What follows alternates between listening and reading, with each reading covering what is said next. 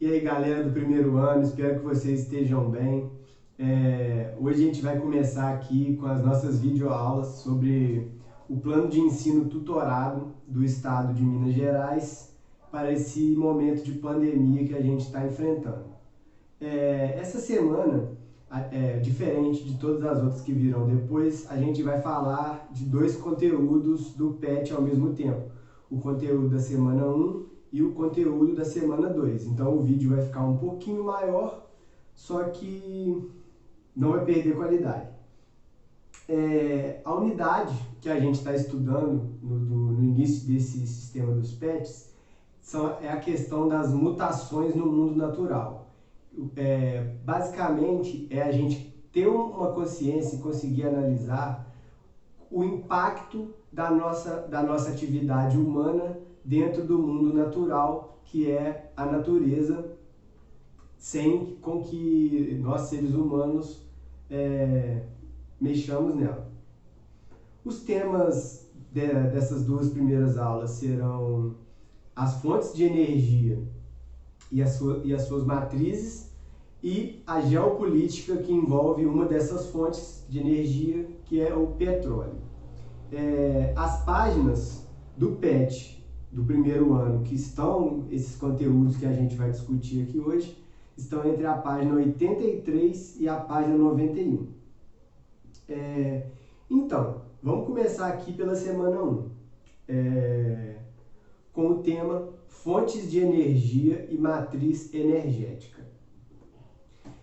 Vai ser uma prática aqui nos nossos vídeos, a gente vai começar fazendo um comentário geral sobre o tema e depois a gente vai aprofundando mais nos detalhes sobre o tema do PET.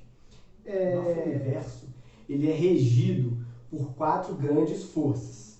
Essas forças estão descritas para a gente aqui no quadro, que são o espaço, a matéria, o tempo e a energia, que está até em vermelho aqui, diferente das outras, porque é a parte que nos interessa aqui nesta semana. Apenas um comentário geral assim, sobre cada uma aqui. A gente tem que saber diferenciar a participação e a composição das 4 no contexto do universo. Então, vamos diferenciar aqui. O espaço. O que é o espaço? Nesse contexto, ele significa as distâncias entre os lugares, as áreas. Por exemplo, um estádio de futebol é um espaço. Então, a área que aquele estádio ocupa é um espaço. Volume de objetos, por exemplo, essa caneta aqui, ela ocupa um espaço no mundo. Eu não consigo colocar ela dentro de outra caneta porque ambas ocupam o mesmo espaço. Então é uma coisa física, palpável. Isso falando do espaço. Agora vamos falar do tempo. O tempo nada mais é do que a sucessão de dias e noites, de hoje, amanhã, semana passada, ontem, mês passado, ano passado. É a quantificação da vida, de tudo. E também a duração da vida. A gente pode... uma pilha dura 3 meses. Uma vida humana vive em média 77 anos. Então o tempo ele é uma força que é usada para quantificar tudo que acontece. Agora, a matéria é a composição dos objetos, dos corpos, dos alimentos.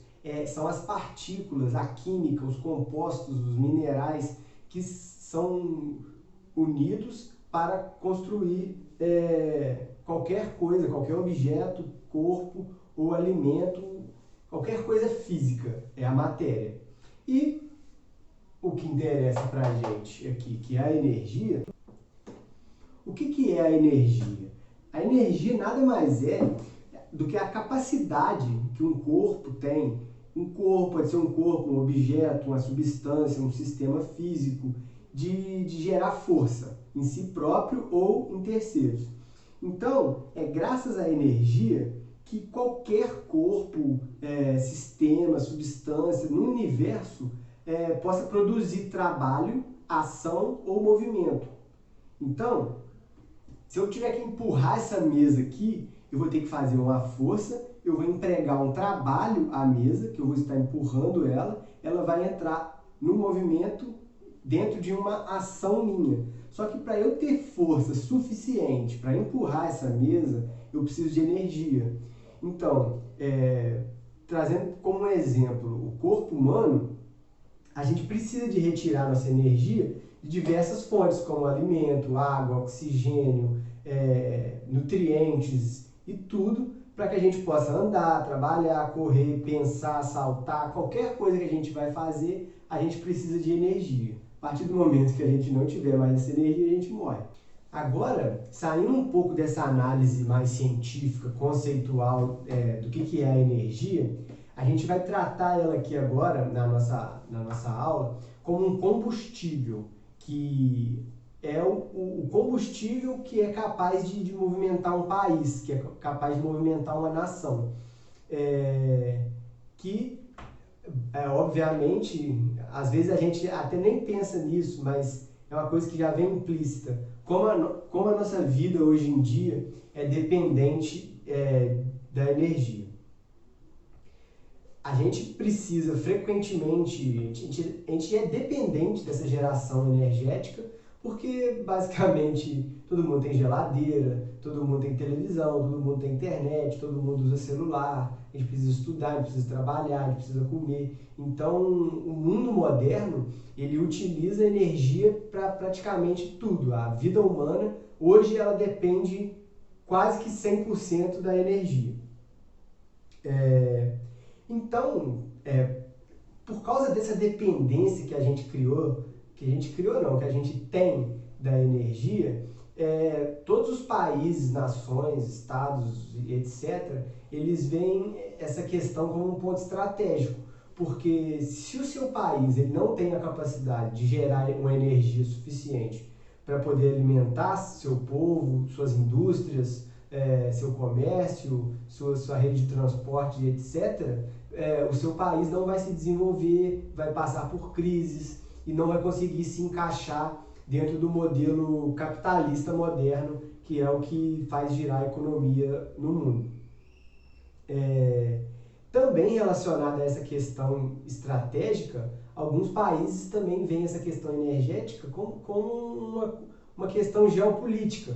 Porque, por exemplo, vamos supor, um país X, ele é pobre e não tem capacidade de gerar muita energia. E um país vizinho dele tem muita capacidade, esse país vai poder vender energia para o país vizinho. Só que como a energia é uma coisa vital e você está dependendo de outro país para fornecer essa energia, se acontecer alguma coisa entre esses dois países, um país pode cortar a suspensão e acabar com uma crise muito grande no outro país.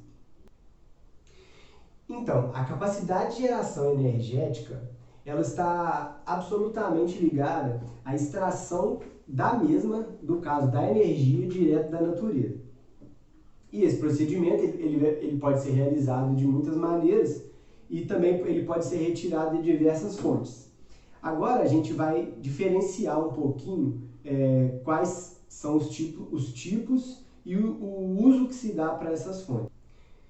Então, agora a gente vai falar primeiro das fontes não renováveis, que são as fontes que demoram tanto tempo, mas tanto tempo, para que elas se reconstruam na natureza, que a gente não pode considerar, porque a gente, humano, a gente tem um tempo de vida. Então, as fontes que têm um tempo de renovação muito maior do que o tempo normal que a gente vive, elas são consideradas não renováveis. Um exemplo disso é o petróleo, que é um combustível fóssil, que é originado nas bacias sedimentares, que demora milhões de anos para ser formado. As outras são as renováveis, ou seja, elas conseguem se renovar dentro do tempo da vida humana. Elas não têm um gasto, como é o petróleo, por exemplo, que você gasta e acabou aquela quantidade. Não, ela é uma energia mais cíclica, que a gente pode citar, por exemplo, as usinas hidrelétricas, que dependem basicamente da força das águas movimentando as turbinas, fazendo com que gere energia elétrica. Quanto ao uso dessas fontes, elas podem ser convencionais, ou seja, são as fontes principais, aquelas fontes que conseguem sustentar a energia, a necessidade de um país. E temos as fontes alternativas, que elas, apesar de ter um bom uso, elas não têm capacidade de sustentar a matriz inteira. Então elas são usadas como fontes alternativas, ou para complementar, ou em alguma situação de emergência, e é isso. Então, para diferenciar assim, uma convencional a gente pode citar as hidrelétricas, que conseguem sustentar a energia de um país. E as alternativas, a gente pode usar, por exemplo, a energia nuclear, porque é uma energia de alto custo, não é todos os países conseguem ter, então é uma energia que é usada mais numa questão situacional. Então, gente, agora a gente vai falar um pouquinho de cada um dos tipos aí e vamos explorar melhor quais são as mais conhecidas fontes assim. A gente vai começar aqui nas renováveis e a gente vai começar falando das hidrelétricas. A usina hidrelétrica, ela utiliza a força da água dos rios para poder fazer a turbina girar. E, tipo assim, o que precisa para fazer uma hidrelétrica? Não é aconselhável você fazer uma hidrelétrica num rio de planície, ou seja, um rio que ele é todo retinho. Por quê? Porque quanto mais plano for um rio, menos força aquela água vai ter, porque ela vai ser muito devagar, muito paradinha. Então é melhor que sejam feitos nos rios de planalto, ou seja, que são rios que têm um declínio. Só o próprio declive do terreno vai fazer com que aquela água desça mais rápido. Então vai ser um rio que tem um potencial maior para gerar energia. Então, essa fonte hidrelétrica, ela não é muito poluente na questão de geração de poluentes diretos para a natureza. Só que ela tem alguns poréns. Por exemplo, para você construir uma usina hidrelétrica, você precisa de uma série de licenças ambientais, precisa de uma série de projetos de engenharia e tal, porque não é uma obra fácil, é uma obra muito cara e ela pode impactar muito na vida de algumas pessoas que moram na região onde foi escolhido para construir essa usina. Já que, geralmente, para você fazer uma hidrelétrica, você precisa fazer uma barragem. Então, nessa foto aí que eu coloquei aqui, você consegue ver aí o tamanho da barragem que desse lugar plano aí que a água está presa, e a gente vê aí esse lugar que está descendo a água, que parece uma cachoeira. Esse lugar é depois que a água passou da turbina. Vocês podem ver que tem um declivezinho ali e as turbinas são por onde a água está passando. Então a água vai girando a força e vai fazendo com que a energia seja captada ali por essas turbinas. Essa usina aqui que vocês estão vendo é a usina de Itaipu, que ela é binacional, ou seja, ela é brasileira e também paraguaia. Ela gera energia para nós brasileiros e para os nossos vizinhos paraguaios. Agora a gente vai falar um pouquinho da energia eólica. Basicamente é a energia que vem dos ventos. Então, ela é considerada uma energia 100% limpa. Por quê? Porque ela não gera nenhuma química, nada no ambiente que prejudique aquele ambiente ali. Professor, por que então o pessoal não usa só energia eólica? Porque ela não é uma energia 100% confiável. Por quê? Porque depende do clima daquela região. Se for uma região que não venta muito, se for uma região, por exemplo, um local onde tem barreiras geográficas que impeçam, às vezes, os ventos de ir para aquela região, não é aconselhável, porque o custo da implementação desses cataventos aí que vocês estão vendo é bem alto e é melhor que você implemente mesmo em regiões que têm a capacidade de gerar esse tipo de energia. Apesar de tudo, ela também tem alguns poucos impactos ambientais que a gente pode ressaltar que tem a ver com a migração das aves. Muitas vezes, como essas turbinas elas captam aquele vento, elas mudam muitas vezes as rotas de migrações das aves porque elas se guiam pelo vento. Então isso é um impacto negativo também da energia eólica. Aí nessa foto aí que vocês estão vendo, no Rio Grande do Sul, que é um dos estados brasileiros que mais fazem o uso da energia eólica.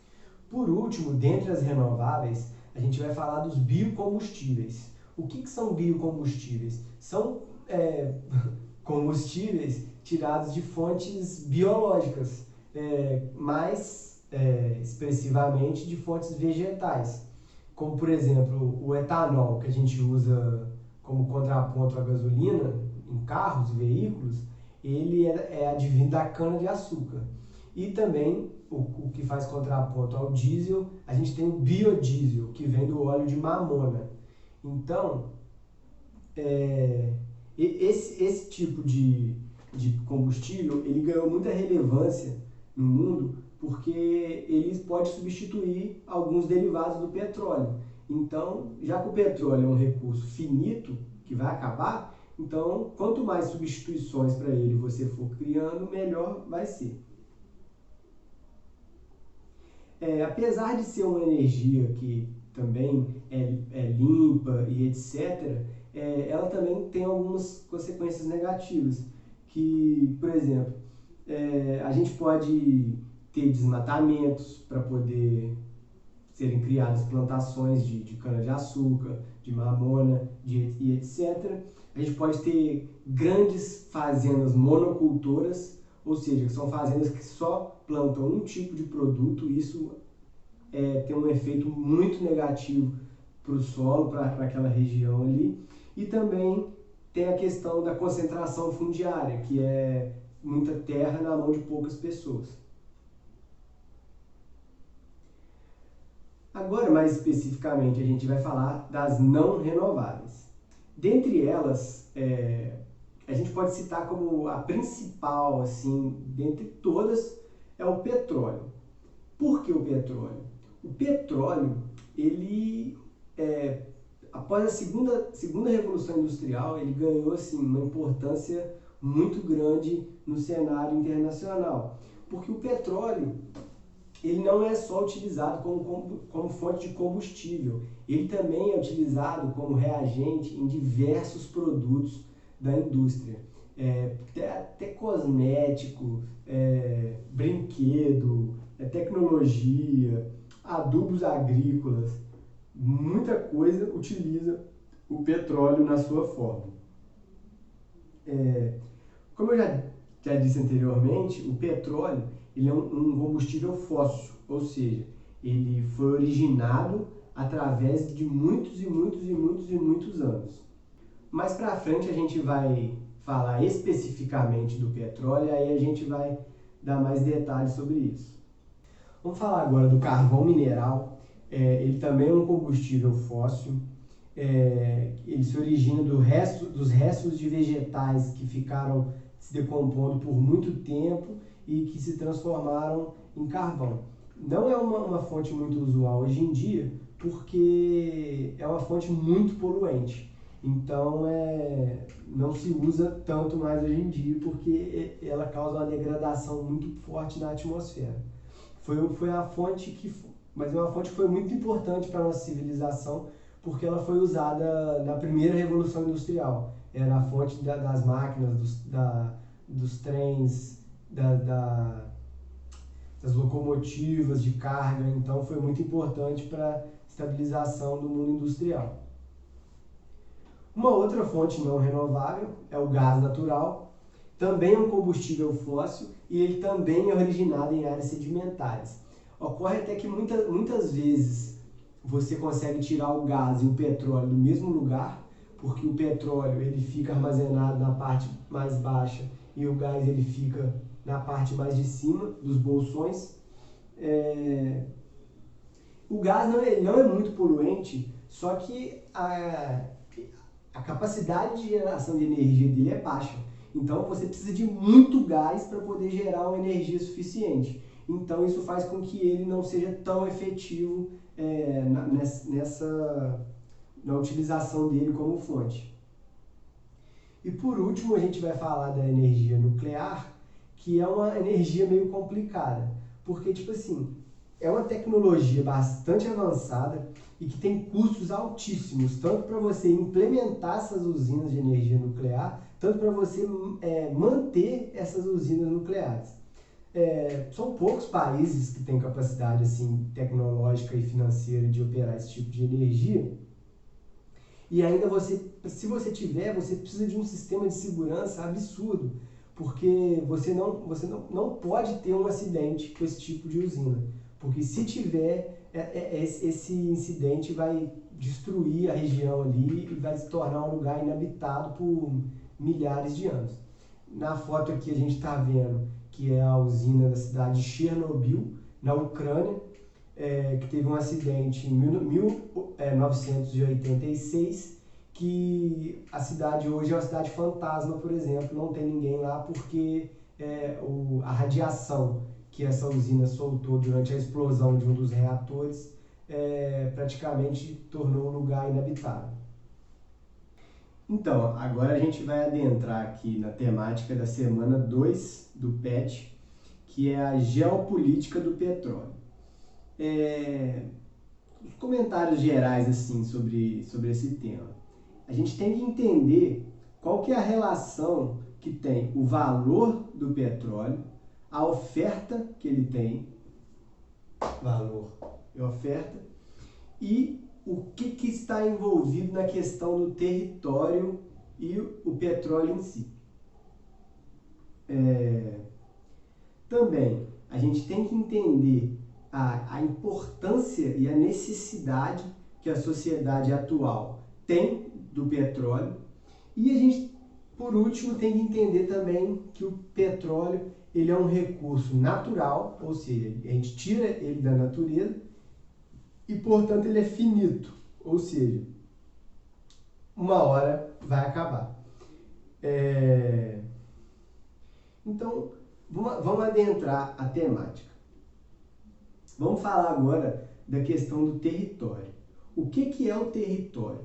O território ele é o espaço físico dentro das fronteiras do país que ele utiliza e que ele tem tanto o domínio quanto o poder, ou seja, uma nação ela é soberana no seu território, ou seja, dentro das fronteiras brasileiras, a nação brasileira ela é soberana sobre aquele território. Ela tem direito aos recursos naturais, aos recursos geográficos, à história daquele país. Então, é uma questão assim do espaço físico e o que tem nele. E a geopolítica, que são coisas assim que não se separam, a questão territorial da questão geopolítica, elas são as estratégias que essas nações, esses estados, utilizam para administrar e manusear os recursos que tem dentro desse território. Podem ser recursos, como eu já disse antes, naturais, recursos financeiros, recursos históricos, recursos geográficos. Então, são as estratégias que todo país tem de administrar esses recursos e também de se relacionar com os demais países. A gente vai entender nesse esqueminha aqui que eu coloquei para vocês estão vendo aí valor contra valor e oferta, política internacional, guerras, crises. Ou seja, a dinâmica do petróleo no mundo, ele não vai depender apenas do valor e da oferta que tem naquilo ali. Ele depende também mais do que do valor e da oferta da política internacional. Vai depender se tem alguma crise, se está existindo alguma guerra, e tudo isso interfere no custo e no acesso a essa riqueza que é o petróleo. Como eu já havia dito no início, a dependência do nosso mundo moderno do petróleo ela é muito grande, principalmente para aqueles países que são desenvolvidos e que têm uma rede industrial mais forte, mais dependente desse tipo de energia. Então, eles tendem a consumir mais. Obviamente, como eu já disse, eles têm mais indústrias dependentes, eles têm um número maior de consumidores, eles têm uma tecnologia de petróleo mais avançada e às vezes eles podem produzir mais rápido que outros países. Então, tudo isso interfere nessa questão do petróleo. Aí aqui, coloquei para vocês aqui, que são os países que são os grandes produtores, ou seja, são os países que produzem o petróleo, que tiram o petróleo da natureza, e os grandes consumidores, que usam muito petróleo. Então, a gente vê aí que nos grandes produtores, a gente tem a Arábia Saudita, que é o maior, os Estados Unidos, a China, a Rússia, a Venezuela e Emirados Árabes. Enquanto no lado dos consumidores, a gente tem Estados Unidos, China, Japão, Índia, Rússia, Brasil. Aí a gente vê, os Estados Unidos, eles são grandes produtores, mas eles não conseguem produzir o suficiente para sustentar o que eles necessitam. Então, eles compram de outros países também. Então, essa questão entre produtor e consumidor é uma coisa muito importante da gente entender nessa lógica de geopolítica, de mercado internacional, política internacional, tudo que envolve essa questão petroleira. E ó, a gente pode ver aí que tem alguns países árabes na lista aí dos grandes produtores. A gente sabe que o Oriente Médio é uma região que detém grandes fontes, grandes estoques de petróleo, e não é à toa que é um local onde existem guerras constantes, crises constantes, tem a questão religiosa. Então é uma temática muito complicada assim, de você se meter, que é riqueza e guerra. São coisas assim que no Oriente Médio é muito presente. E por último, gente, coloquei aqui esse desenho aqui lindo que eu fiz, que ele tenta descrever mais ou menos como que o petróleo se forma e o que acontece assim durante os anos que faz com que esse combustível, esse óleo, ele seja produzido. Como eu já disse anteriormente, o petróleo é um combustível fóssil, ou seja, ele vem de um material e se transforma nesse outro material. Ele vem de material orgânico, ou seja, vegetais, algas, restos de animais, coisas que eram vivas antes de estar ali se decompondo. E principalmente pelos fitoplânctons. São coisinhas assim minúsculas que são os principais responsáveis pela formação do petróleo. O que acontece? Na primeira parte do desenho aqui, a gente está vendo que eu desenhei vários seres vivos, a lula, uns peixes, a baleia, tartaruga, as algas embaixo, os fitoplânctons aí, essas bolinhas verdes aí, e também as rochas, que são essas coisas cinzas aí no fundo. O que acontece? Esses animais morreram, então eles foram para o fundo. E essas rochas que estão próximas aí, elas se decomporam em sedimentos pequenininhos e foram cobrindo esses animais que estavam sendo mortos ali, ó. Então, todos esses animais eles foram para o fundo e foi criando ali uma barreira de rocha, sedimento, areia, todo sal, todo tipo de coisa que a gente encontra no mar. Aí no segundo desenho, que já é atual, igual o anterior, a parte de cima, milhões de anos atrás, e o atual, atual, a gente vê que o fundo do mar anteriormente ele era mais fundo, não tinha muitos sedimentos no fundo, só que hoje a gente já vê que tem várias barreiras, rocha sedimentar, sedimentos. E o que acontece? O petróleo, ele é esse resto dessa matéria orgânica que estava ali, que foi sendo pressionada. Chegou um momento que ela teve que se decompor de forma líquida para ela poder continuar ali naquele lugar. Então é aí que formam esses bolsões de petróleo aí, que são essas coisas pretas aí no desenho, e que são extraídos pelas plataformas, que é igual a plataforma aí que eu desenhei aí, e são transportados pelos navios. Basicamente é assim que se forma o petróleo. E principalmente em alto mar, porque ele precisa de uma condição muito específica para ser formado, que em alto mar essa condição é muito mais favorável do que em terra firme.